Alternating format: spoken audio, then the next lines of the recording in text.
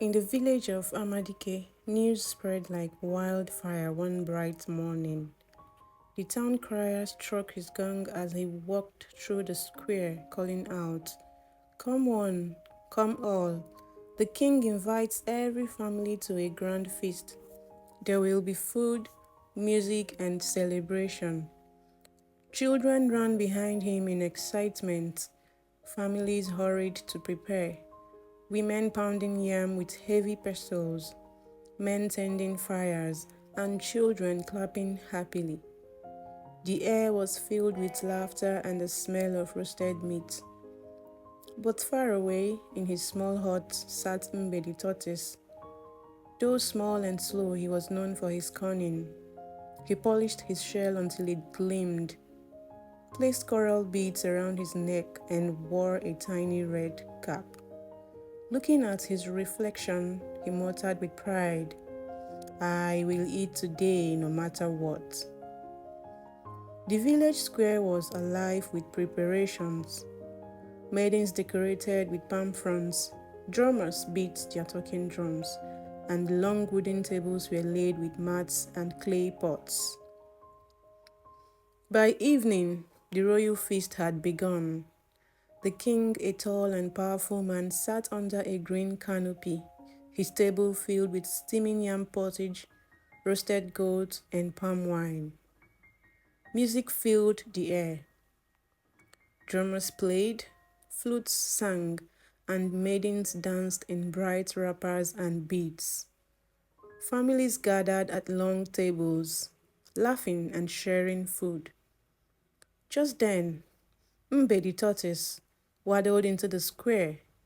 Bowing low before the king, he said smoothly, "Great one, I am but a humble creature.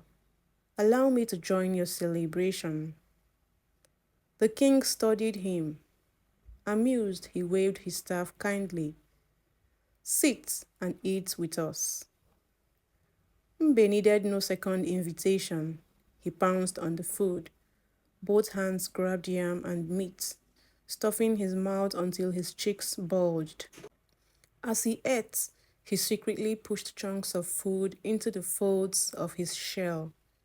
He thought himself clever. But villagers soon noticed. Women shook their heads and men whispered, "Look at him, he eats as though the world will end tonight." Mbe ignored them. He lifted a calabash of palm wine and drank until his eyes rolled and his belly swelled. His shiny shell stretched and bulged as though ready to burst, but still he kept eating. At last, he tried to leave quietly, but as he waddled away, yam and meat slipped from his shell, rolling onto the ground. "Look!" a child shouted. "The tortoise is carrying the feast in his shell." Laughter thundered across the square. Villagers bent double in amusement, pointing at him. Mbe's face burned with shame. The king rose, his staff in hand. His deep voice silenced the crowd. "Mbe," he said firmly, "you are clever, but your greed has betrayed you.